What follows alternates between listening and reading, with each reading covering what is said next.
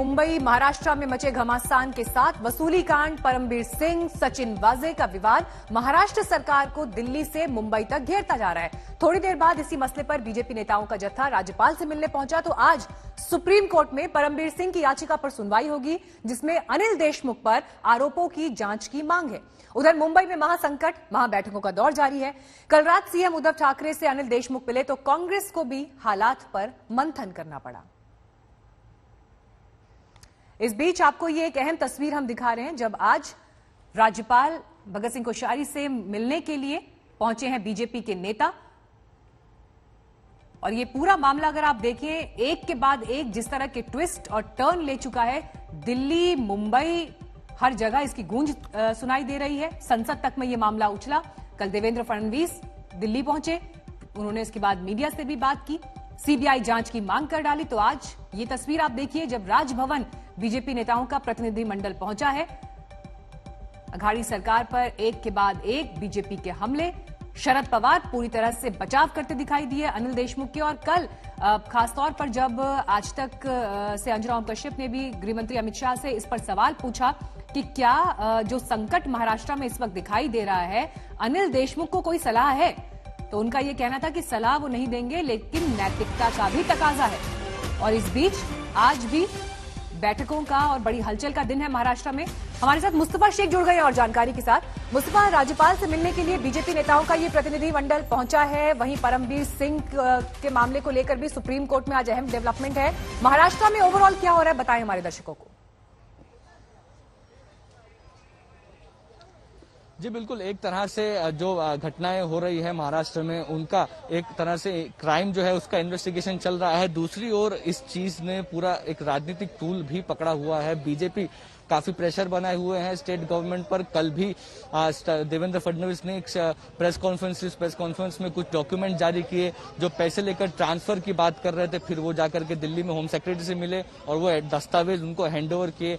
अब आज गवर्नर कोश्यारी से देवेंद्र फडणवीस, चंद्रकांत पाटिल और बाकी जो बीजेपी नेता है महाराष्ट्र के, वो मिल रहे हैं। इस मीटिंग में से क्या निकल कर आता है, गवर्नर का क्या कहना होता है, वो देखना रहेगा। लेकिन एक बात ये सामने आ रही है कुल मिलाकर के महाराष्ट्र सरकार पर इस वक्त बहुत प्रेशर है और कई फ्रंट पर ये प्रेशर बनता दिख रहा है। चाहे वो आईपीएस ऑफिसर आकर सरकार की बुराई करने रहे हो, या सुप्रीम कोर्ट में परमबीर सिंह की याचिका हो, वजह की जो इन्वेस्टिगेशन है वो तो एनआईए एटीएस में चली रही है। तो ये सारी चीजों को अगर ध्यान में ले तो इस वक्त सरकार पर विपक्ष प्रेशर बनाए हुए हैं। इस चीज का कुछ हल निकल के आता है, कुछ एक्शन होता है क्या, ये देखना पड़ेगा। किस तरह की सेंट्रल इंक्वायरी बैठती है क्या, ये चीज देखनी पड़ेगी कि आगे जाकर के इस पूरे मामले में कॉन्क्रीट क्या निकलता है। मीनाक्षी, लौटते हैं मुस्तफा आपके पास, लेकिन जिस बात की देखिए आप जानकारी यहां पर दे रहे थे कि अभी वहां पर एक अहम बैठक चल रही है जिसमें बीजेपी का प्रतिनिधिमंडल पहुंचा है राज्यपाल के पास। लेकिन आपको हम दिखाते हैं महाराष्ट्र से लेकर दिल्ली तक कैसे ये मामला इस वक्त सुर्खियों में छाया हुआ है। ये ग्राफिक्स इस वक्त आपको दिखाई दे रहे हैं और इसमें ये दो अहम किरदारों को आप देख रहे हैं। एक तरफ पूर्व पुलिस कमिश्नर हैं परमबीर सिंह, तो दूसरी तरफ आप देख रहे हैं गृहमंत्री महाराष्ट्र के अनिल देशमुख, जिनके ऊपर गंभीर आरोप खुद परमबीर सिंह ने एक चिट्ठी के जरिए लगाए। सीएम उद्धव ठाकरे तक पर ये आरोप लगाए गए, लेकिन अनिल देशमुख का इस्तीफा नहीं होता और उल्टा शरद पवार जो उनकी पार्टी के चीफ हैं वो ये कहते हैं कि अनिल देशमुख का इस पूरे मामले से कोई लेना देना नहीं है, ये आरोप साजिशन लगाए जा रहे हैं। लेकिन कल रात देखिए अनिल देशमुख और मुख्यमंत्री उद्धव ठाकरे की एक अहम मुलाकात हुई है और दिल्ली में देशमुख पर आरोपों को लेकर सुप्रीम कोर्ट में परमबीर सिंह की याचिका है। कांग्रेस में भी हालात को लेकर मीटिंग मंथन मुंबई में चल रहा है, क्योंकि कांग्रेस भी सरकार का हिस्सा वहां पर। और दिल्ली में आप देखिए कल देर शाम फडणवीस पहुंचे थे और जब मीडिया के सामने भी वो आए तो उन्होंने ये कहा कि सीबीआई इन्वेस्टिगेशन अब इस पूरे मामले में होना चाहिए, क्योंकि जो बड़े आईएएस आईपीएस सीनियर ऑफिसर्स हैं उन्होंने भी जिस तरह के आरोप पुलिस व्यवस्था के वहां पर काम करने के तरीकों पर उठाए हैं, उनकी निष्पक्ष जांच होनी चाहिए। महाराष्ट्र में मित्रों जो हो रहा है वो विकास नहीं है, वो वसूली है। ये महा लूट अगाड़ी है। अब उसमें थोड़ा सा परिवर्तन किया कि महा वसूली अगाड़ी भी है। शरद पवार जी कृपया करके देश को आप ये ज्ञान दें कि ऐसा क्या दबाव था कि आपको गलत तथ्यों के आधार पर अपने गृह राज्य मंत्री को डिफेंड करना पड़ा, गृह मंत्री को डिफेंड करना पड़ा महाराष्ट्र सरकार के। उद्धव ठाकरे की सरकार शासन का नैतिक अधिकार खो चुकी है। ये सिर्फ वसूली की महाअघाड़ी है, उत्तरदायित्व और शासन की नहीं है। शर्म करनी चाहिए उनको। हमें क्या, जो हादसा हुआ उसकी इंक्वायरी तो आप एनआईए कर रही है ना, आपकी एजेंसी कर रही है। प्रकाश जावड़ेकर ने भी मांग की, मुख्यमंत्री वो कुछ भी कहे तो हम उसके ऊपर जवाब देने की आवश्यकता है क्या? सरकार को बदनाम करने का काम और महाराष्ट्र को बदनाम करने का काम ये भारतीय जनता पार्टी के लोग करते आए। परमवीर जी भी बोल रहे हैं कि सीबीआई की जांच होनी चाहिए पूरे मसले पर। परमवीर की जांच हो पहले, उसके ऊपर अनूप डांगे ने जो इल्जाम लगाए, पूर्व कमिश्नर जूलियस रिबेरो ने जो इल्जाम लगाए, उनके ऊपर खास करके आईपीएस खोपड़े साहब ने जो इल्जाम लगाए, अच्छा ये सारे इल्जाम डायरी में नोट डाउन है। 15 फरवरी से 27 फरवरी के दौरान अनिल देशमुख जी कहते हैं कि वे होम क्वारंटाइन थे, पर जिस प्रकार की बातें सामने आ रही है वे दर्शाती है कि वह झूठ है। अब सच क्या है यह बताने का एक मार्ग है कि वे अपने मोबाइल का सीडीआर रिपोर्ट और लोकेशन के साथ क्या देश और जनता के सामने रखकर अपने दामन की सच्चाई बयां करेंगे। यदि वो इसे भी नकारते हैं तो निश्चित तौर पे दाल में कुछ न कुछ काला है। गृहमंत्री अनिल देशमुख यांच्या बाबतीतली जी गोष्ट आहे त्यामध्ये परमवीर सिंग यांचं जे पत्र आहे त्या पत्राच्या हेतूबद्दल आम्हाला शंका आहे।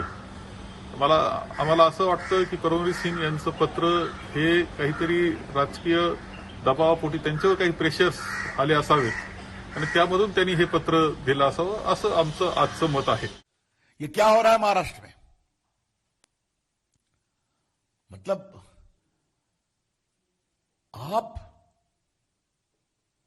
Director general of police, Maharashtra ऐसे बड़े sensitive state, Mumbai is the financial capital of India, वहां पर डीजीपी अपने एक इमीडिएट नंबर 2 जो कि पूरे सीआईडी की हेड है, उसकी इंक्वायरी रिपोर्ट भेज रहे हैं सीएम को बताइए और कार्रवाई करवाइए। कार्रवाई तो दूर, दोनों इन ईमानदार अफसर्स को पनिश किया गया। ये सारे षड्यंत्रकारी रिपोर्ट भी है और रश्मि शुक्ला जी ने किसी का भी फोन परमिशन लेके टैप नहीं किया। इलीगल फोन टैपिंग करने का काम वे करती थी, उसी के आधार पे निराधार रिपोर्ट उन्होंने तैयार की। लेकिन जब महाराष्ट्र में महाराष्ट्र विकास आघाड़ी की सरकार बन रही थी तो रश्मि शुक्ला इलीगली सारे नेताओं के फोन टैप कर रही थी, उसकी भी जानकारी सरकार के पास है।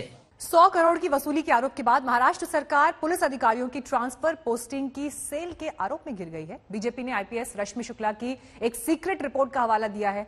बीजेपी का दावा है कि रश्मि शुक्ला की गोपनीय रिपोर्ट में अनिल देशमुख के राज हैं।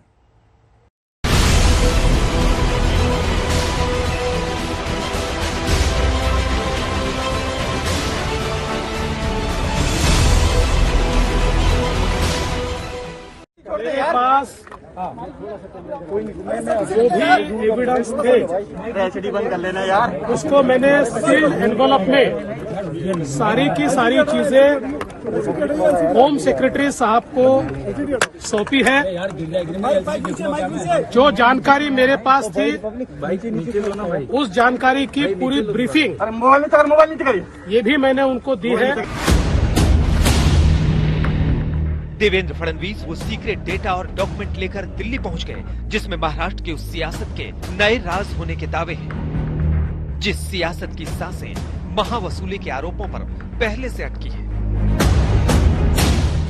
इस नए खुलासे में दावे ये हैं कि महाराष्ट्र में पुलिस अधिकारियों के ट्रांसफर पोस्टिंग का बड़ा रैकेट चल रहा है। पैसे लेकर अफसरों की मनचाही ट्रांसफर पोस्टिंग के लिए दलालों का नेटवर्क एक्टिव है और दलालों के इस नेटवर्क का राजनीतिक कनेक्शन भी है।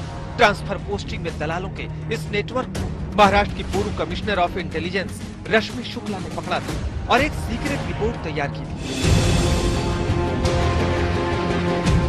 इस सीक्रेट रिपोर्ट के कई हिस्से अब लीक हुए हैं। इसमें उन दलालों के नाम और नंबर भी हैं जिनके जरिए ट्रांसफर पोस्टिंग का रैकेट चल रहा है।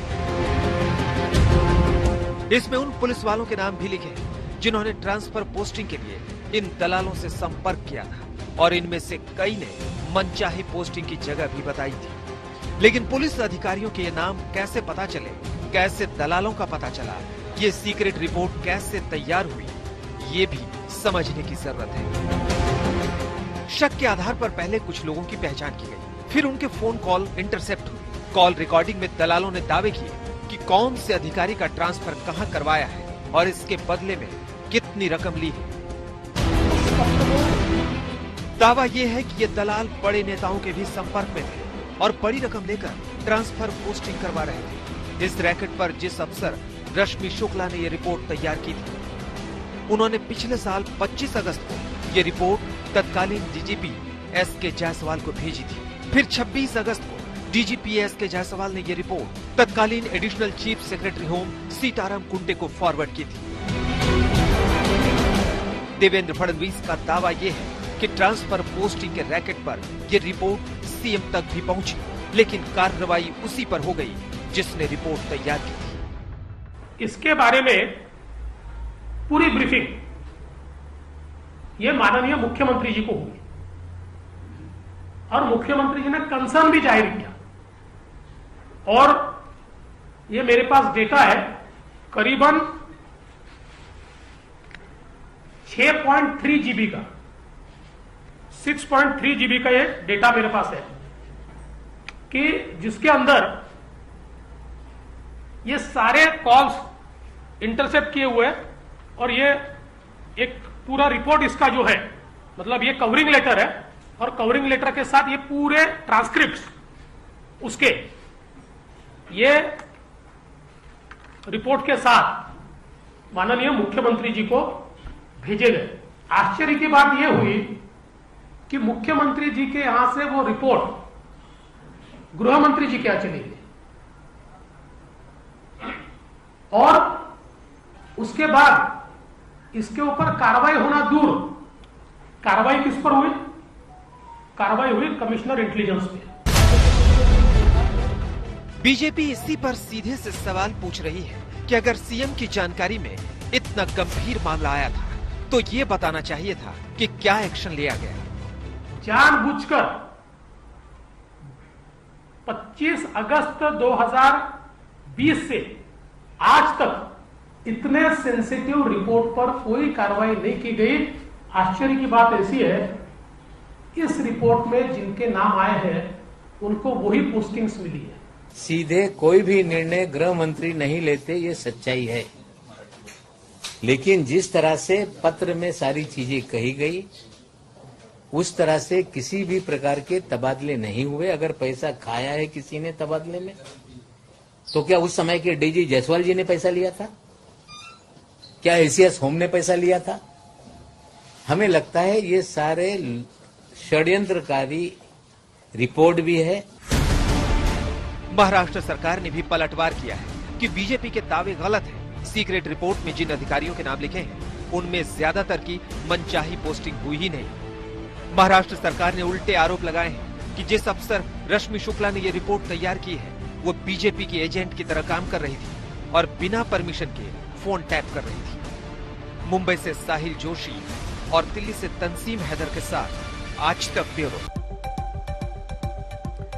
और चुनावी राज्य पश्चिम बंगाल में आज प्रधानमंत्री नरेंद्र मोदी और ममता बनर्जी की रैलियों की टक्कर है। वहां पर आपको बता दें रैलियों का कार्यक्रम कहां है। दरअसल प्रधानमंत्री नरेंद्र मोदी सुबह 11 बजे कांधी में रैली करेंगे बीजेपी उम्मीदवारों के समर्थन में, तो वहीं ममता बनर्जी बांकुरा में आज 3 रैलियां करने वाली हैं।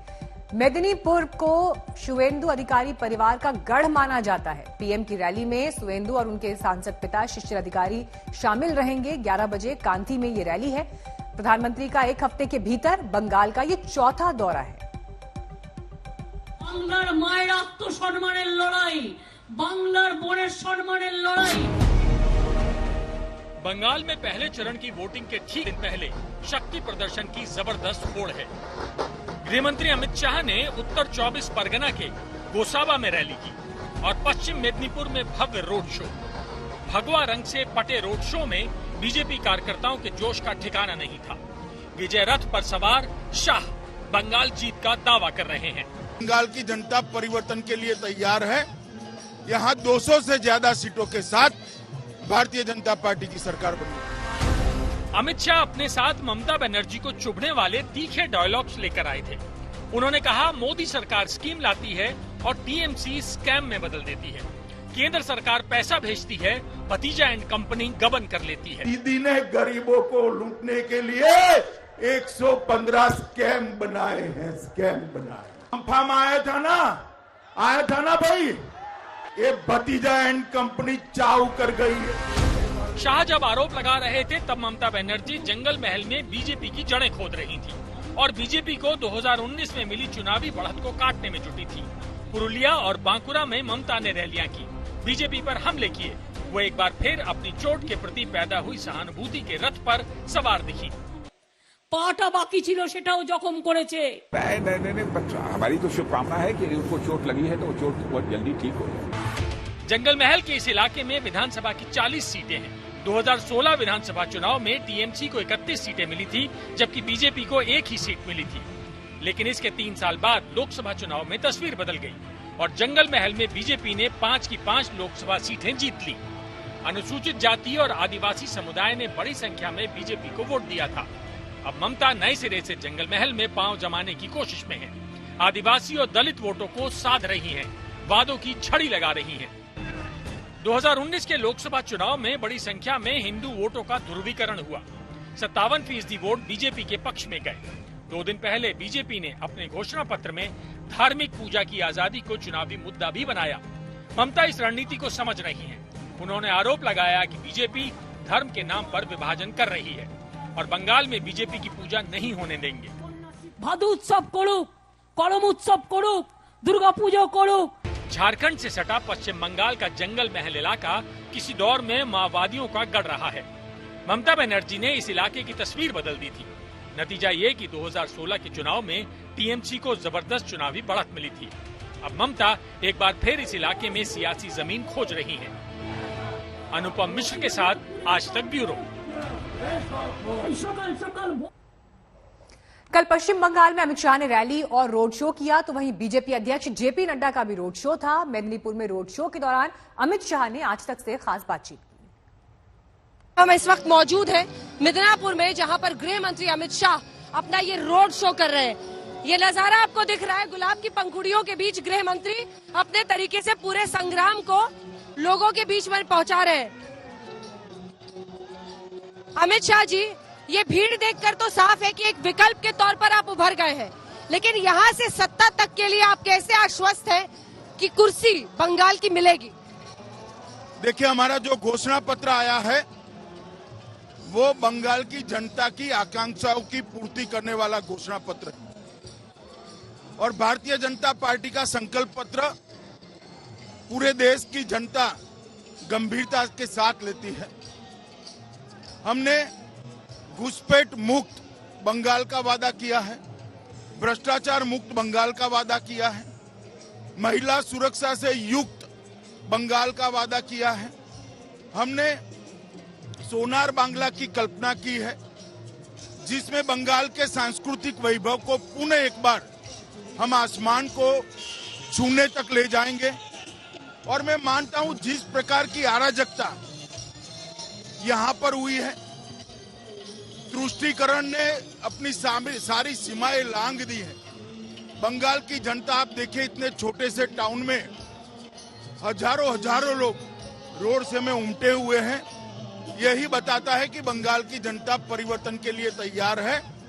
यहाँ 200 से ज्यादा सीटों के साथ भारतीय जनता पार्टी की सरकार बनने। तो आप कह रहे हैं कि अभी भी 200 सीटों पर आप अटके हुए, अब तो कुछ ही दिन में वोटिंग होने वाली है। मेरा अगला सवाल आपसे यह है कि क्या सीएए को लेकर मन में कोई दुविधा है? वरना हर जगह आप नहीं दहाड़ रहे थे। मैनिफेस्टो के दिन कह दिया कैबिनेट का पहला फैसला होगा, और कांग्रेस कह रही है सर कि आप असम में कुछ और कहते हैं और यहाँ पर कुछ और कहते हैं। देखिए, सीएए के बारे में हमने स्पष्ट करा है कि बंगाल के अंदर और देश भर में जो करोड़ों शरणार्थी हैं, उनको नागरिकता का सम्मान भारतीय जनता पार्टी की सरकार देगी। और ये हमारा सभी शरणार्थियों से एक अटल वादा है। आप कहते हैं कि आप घुसपैठियों को, बांग्लादेशी घुसपैठियों को हटाएंगे, उसकी वो कैसे होगा सर? उसके लिए क्या है? सीएए तो सिटीजनशिप का है ना, आप बांग्लादेशी घुसपैठियों को कैसे हटाएंगे? देखिए, सबसे पहले तो हम सीमाओं को और सुरक्षित करेंगे। थानों की जिम्मेदारी तय करेंगे कि थाने घुसपैठ के लिए रिस्पॉन्सिबल माने जाएंगे। इससे घुसपैठ काफी हद तक अटकेगी और उसके बाद में हम आगे की प्रक्रिया को भी आगे। नंदीग्राम की लड़ाई सबसे बड़ी लड़ाई बन गई है। ममता बनर्जी और शुभेंदु अधिकारी, ऐसा कमी होता है कि अपने सबसे कद्दावर नेता को आमने सामने उतारा जाता है। नंदीग्राम की लड़ाई कैसे जीतेंगे और कैसे आप आश्वस्त हैं कि ममता को शिकस्त देंगे? वो तो कह रही है यहाँ की बेटी है, ये सब बाहरी आ गए हैं, टूरिस्ट आ गए हैं। इतने सारे लोग टूरिस्ट अगर होते हैं तो मैं ममता जी को आश्वासन देना चाहता हूँ, वो अपनी स्वप्न की दुनिया में जी रही है। लेकिन क्या ये बाहरी वाला एक मुद्दा है अमित जी, जो आपको लगता है थोड़ा सा कहीं बैकफुट पर आपको डाल रहा है? बंगाली भाषा को हम हर जगह लागू करेंगे, आपको ज्यादा एसर्ट करना पड़ रहा है कि हम बंगाल के लिए सब कुछ नहीं। बंगाल का मुख्यमंत्री बंगाल का ही धरती पुत्र बनेगा, कोई बाहरी बन ही नहीं सकता। मैनिफेस्टो आपने जारी किया, इस पर का एक गुजराती आए और उन्होंने मैनिफेस्टो जारी कर दिया, क्या जवाब हो? देखिए, ममता जी समझ नहीं रहे कि भारतीय जनता पार्टी राष्ट्रीय दल है, तो हमारा दल हर राज्य में चुनाव लड़ता है, इससे कोई बाहरी नहीं हो जाता। बंगाल, गुजरात में जो बंगाली रह रहे हैं वो भी बाहरी नहीं है, यहाँ पर जो लोग आ रहे हैं वो भी बाहरी नहीं, सारे भारत के लोग हैं। जहाँ तक बंगाल के मुख्यमंत्री का सवाल है, बंगाल का धरती पुत्र ही बंगाल का मुख्यमंत्री बने। आज पुरुलिया में सर उन्होंने रैली में अपने चोट की बात फिर छेड़ी और कहा कि बीजेपी मुझसे डरती है, मेरे पैर ठीक थे वो भी मेरे पैर शब्द कर दिए। उन्होंने ये शब्द कहा है, साजिश रची है ताकि मैं निकल ना पाऊं, लेकिन मैं फिर भी लड़ूं। मुझे लगता है कि उन्होंने अपनी मेडिकल रिपोर्ट सार्वजनिक करनी चाहिए। मेडिकल रिपोर्ट में क्या सार्वजनिक किया, क्या कह रहे हैं? मेडिकल रिपोर्ट में क्या सार्वजनिक किया सर? सार्वजनिक करनी चाहिए। अच्छा, करनी चाहिए आपको लग रहा है? चोट से क्या सियासी फायदा उनको मिलेगा सर? मैं नहीं मानता। जिस प्रकार का रिस्पांस आज सुबह में एक छोटे से द्वीप पर गया था, 40,000 से ज्यादा संख्या चिलचिलाती धूप के अंदर बैठी थी। और इस वक्त सीधे आपको ले चलते हैं महाराष्ट्र। वहां पर इस वक्त देवेंद्र फडणवीस, महाराष्ट्र के पूर्व मुख्यमंत्री, कर रहे हैं प्रेस कॉन्फ्रेंस राज्यपाल से मिलने के बाद। त्यांचं काम जनहितासाठी करण्यासाठी जी बाधा उत्पन्न होत आहे, संवैधानिक अडचणी उत्पन्न होत, या सर्व अधिकाऱ्यांना राज्यपाल महोदयांनी कायद्याच्या माध्यमातून संविधानाच्या सुधीर मुनगंटीवार बोल रहे हैं। सुधीर मुनगंटीवार महाराष्ट्र के पूर्व वित्त मंत्री है। संरक्षण देण्याची आवश्यकता आहे। यासोबत राज्यामध्ये जो भ्रष्टाचार, जी खंडणी मागण्याचे प्रकरण आहेत, राज्य में भ्रष्टाचार और हफ्ता उगाई के जो प्रकार हो रहे हैं, सर्वप्रथम विधानसभेच्या व्यासपीठावर मांडलं, उसकी रिपोर्ट हमने सबके सामने रखी। प्रयत्न झाला। आता आम्ही या संदर्भात महामहिम राज्यपाल महोदयांनी हस्तक्षेप करण्याची आवश्यकता आहे। हमको लगता है कि राज्यपाल को इसमें हस्तक्षेप करना चाहिए। राज्याला वाचवणं गरजेचं आहे, जनतेला न्याय देश को बचाना जरूरी है, जनता को न्याय देना जरूरी है, गरजेचं आहे। संविधान का रक्षण करना जरूरी है। प्रशासनाच्या माध्यमातून या साऱ्या संकटात योग्य पद्धतीने राज्य पुढे नेण्यासाठी राज्यपाल महोदयांनी हस्तक्षेप करावा अशी आम्ही विनंती केली। गवर्नर ने इस पूरे मामले पर हस्तक्षेप करने की जरूरत है, इसके लिए हमने अब देवेंद्र फडणवीस बात करेंगे।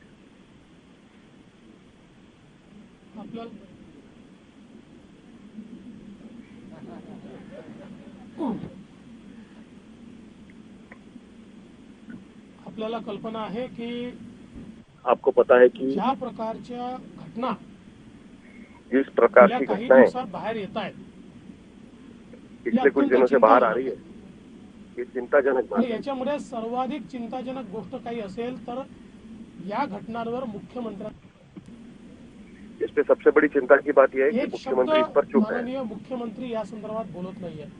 उन्होंने इस पूरे मामले पर एक शब्द भी बोला नहीं। सन्माननीय पवार साहेबांनी 2 प्रेस घेतल्या, पवार साहब ने 2 प्रेस कॉन्फ्रेंस ली, लेकिन दुर्दैव से पाठीमागे घालण्याचाच प्रयत्न त्यांनी केला। लेकिन उन्होंने कांग्रेस छुपाने पार्टी की कोशिश। ही तर अस्तित्वहीन दिसते आहे। कांग्रेस पार्टी तो या अस्तित्वहीन दिख संपूर्ण रही है। ये पूरे भूमिकाच प्रकरण नाहीये। में उनकी भूमिका ही नहीं है। दिल्लीत काहीतरी बोलतात, इथे उनके वेगळं नेता बोलतात, दिल्ली में कुछ बोलते हैं, इधर कुछ बोलते हैं। एकूणच या महाविकास आघाडी सरकार म्हणा का महावसुली आघाडी सरकार म्हणा, महाविकास आघाड़ी मैंने सरकार सभी बोलो या नैतिकता- वसूली सरकार बोलो, तो इन्होंने सारी नैतिकता पूर्ण पायाखाली तुडवली आहे। ये पांव के केवळ नीचे दबा दी है, सत्तेकरता सिर्फ सत्ता के या लिए। ठिकाणी हे सगळं काम चाललेलं आहे। त्याच्या सत्ता पलीकडे के लिए काहीच सब काम नाहीये। चल रहा है, उसके अलावा कुछ नहीं है। माझा तर काँग्रेसला सवाल आहे की मेरा तो काँग्रेसने कांग्रेस को सांगितलं सवाल पाहिजे है। त्यांना किती हिस्सा आणि वाटा मिळतो।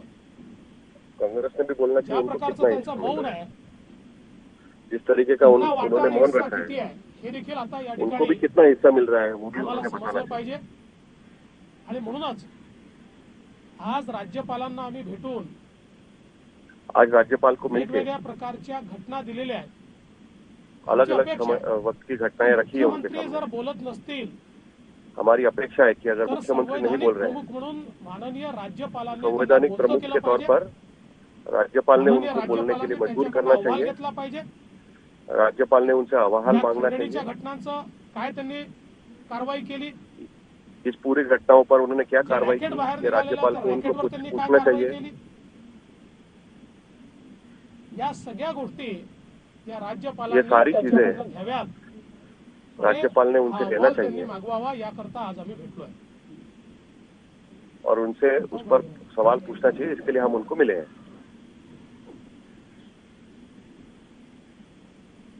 महाराष्ट्र में अब हिंदी में बात कर रहे हैं। जिस प्रकार की घटनाएं हो रही है, चाहे पैसे की उगाही की घटना हो या ट्रांसफर्स का रैकेट हो, ये सारी घटनाएं दुखदाई है, आश्चर्यचकित और अचंभित करने वाली इस प्रकार की ये सारी घटनाएं महाराष्ट्र में हो रही है। किंतु इसमें सबसे आश्चर्य की बात अगर कोई है तो वो है मुख्यमंत्री जी का मौन।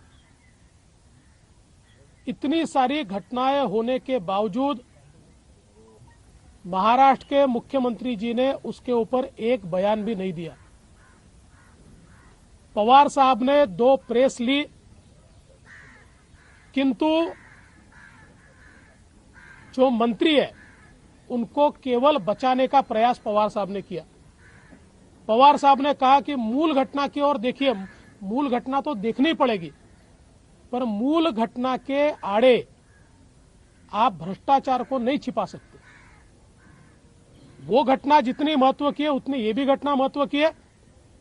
हाँ, ये हम जरूर मानते हैं कि जो मूल घटना है उसका तो पर्दाफाश होना ही चाहिए, और उसके साथ साथ उसको आड़ में लेकर आप ये जो हफ्ता वसूली की घटना है, ट्रांसफर्स का रैकेट है, इसको आप रोक नहीं सकते।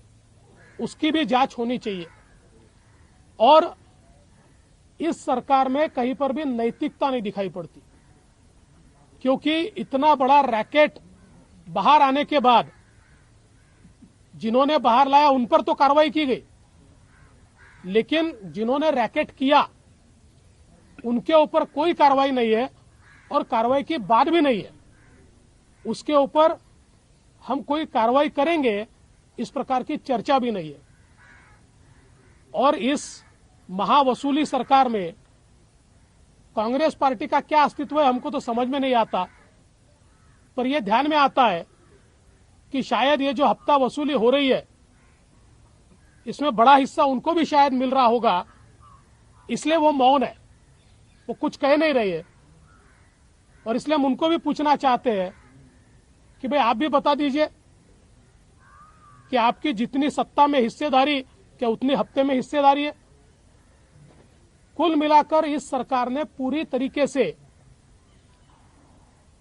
नैतिकता को छोड़ दिया है, लोकतंत्र को छोड़ दिया है, और मनमानी हम सरकार चलाएंगे, हफ्ता भी वसूल करेंगे, ट्रांसफर का रैकेट भी करेंगे, और ये सारी चीजें होते हुए कोरोना की ओर तो इस सरकार का ध्यान ही नहीं है। जिस प्रकार से कोरोना की केसेस महाराष्ट्र में बढ़ रही है, देश का एपिसेंटर कोरोना बना है, और मैं समझ नहीं पाता कि महाराष्ट्र में ही इतना कोरोना क्यों बढ़ रहा है। सरकार इस पर क्या करती है, क्या सरकार ने इस पर उपाय किया है?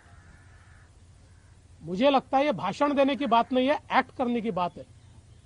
और इसलिए राज्यपाल जी को हमने ये कहा है, हमारे सुधीर भाऊ मुनगंटीवार जी ने 100 घटनाएं राज्यपाल जी के ध्यान में लाकर दी है कि जिसमें सरकार ने संवैधानिक जिम्मेवारी का पालन नहीं किया है। और राज्यपाल जी से हमने इतनी ही मांग की है कि चूंकि मुख्यमंत्री भी बोलते नहीं है, सरकार भी ठीक चल नहीं रही है, ऐसे समय कम से कम मुख्यमंत्री जी को आप इसके ऊपर रिपोर्ट मांग। राज्यपाल जी को अधिकार है कि आपने हफ्ता वसूली पर क्या एक्शन लिया, आपने ट्रांसफर रैकेट पर क्या एक्शन लिया, कोरोना के ऊपर आपने क्या एक्शन लिया, ये सारा रिपोर्ट ये मांगा जाए। इस प्रकार का निर्णय माननीय राज्यपाल जी को दिया है। दिल्लीमध्ये जो अहवाल तुम्ही दिला होता त्या अहवालामध्ये काहीही दम नाही की भिजलेली लवंगी फटाका आहे अशा प्रकारचे संजय राऊत राज्यपाल चूंकि बीजेपी के है इसलिए काल जो अहवाल मी दिलेला आहे तो लवंगी फटाका आहे की ॲटम बॉम्ब आहे हे लवकरच लक्षात येईल। एवढे का घाबरले? जर तो लवंगी फटाका होता तर 25 ऑगस्ट पासनं तो दाबून का ठेवला? कोणाचे चेहरे बाहेर येणार होते? हा अहवाल बाहेर आल्यानंतर नेमके कोणाचे चेहरे बाहेर येणार होते, नेमके कोण याच्यामध्ये लिप्त आहेत आणि म्हणून त्यांना वाचवायला तुम्ही तो दाबून ठेवला, हा माझा प्रश्न आहे। आणि म्हणून लवकरच यातलं सत्य बाहेर येणार। देखिए देखिए ये जो रिपोर्ट केंद्रीय गृह सचिव जी को दी गई है, ये छोटा फटाका है या बड़ा बम है, ये तो जल्दी ही सामने आएगा।